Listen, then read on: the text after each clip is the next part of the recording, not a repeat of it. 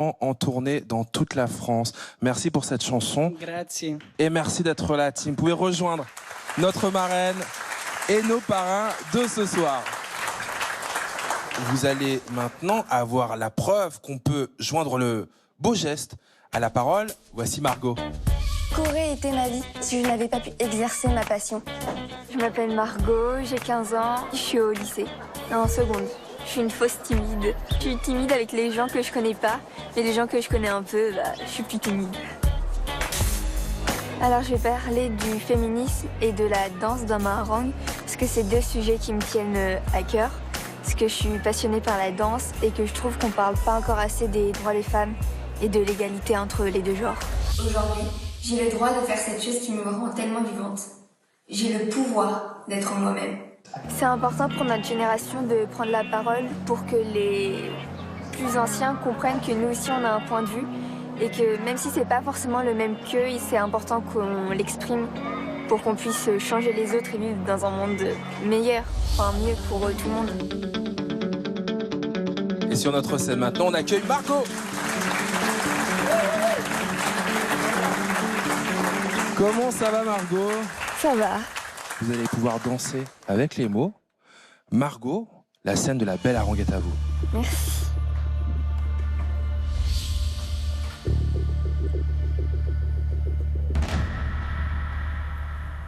Et s'il n'y avait pas eu de déclaration des droits de la femme? Et si Olympe de Gouges n'avait pas existé? Eh bien, je ne pourrais pas faire ce qui me plaît.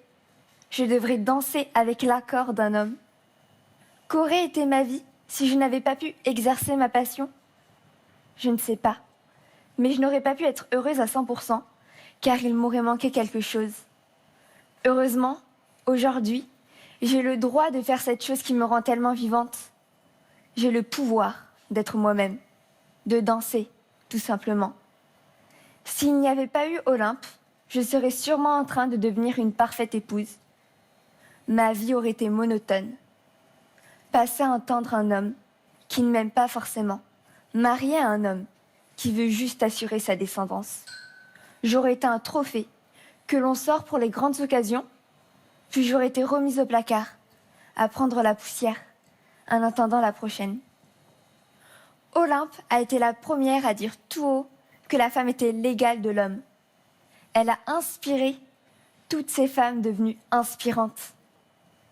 Simone Veil, Joséphine Baker, Marie Curie, Dorothée Gilbert, Marie-Claude Pietragala et bien d'autres encore. Sans elles, je ne vivrais pas dans ce monde. Sans elles, je n'exercerais pas ma passion.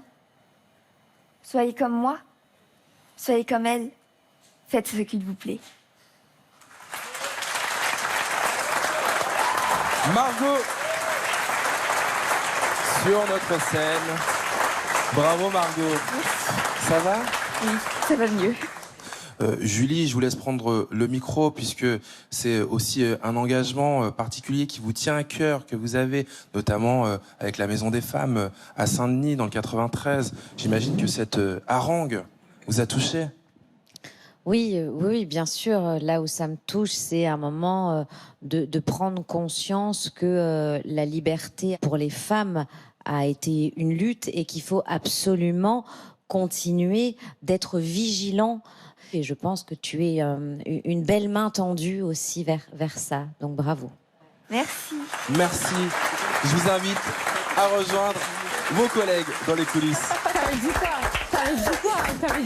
J'ai fait 3 AVC, c'est bon. On va faire de la place. Maintenant, justement, pour le Benjamin. C'est le plus jeune harangueur de cette soirée. Il a tout juste 14 ans. Je vous présente Arthur. Pour remédier au mystère de l'univers, l'homme s'est donc inventé des histoires.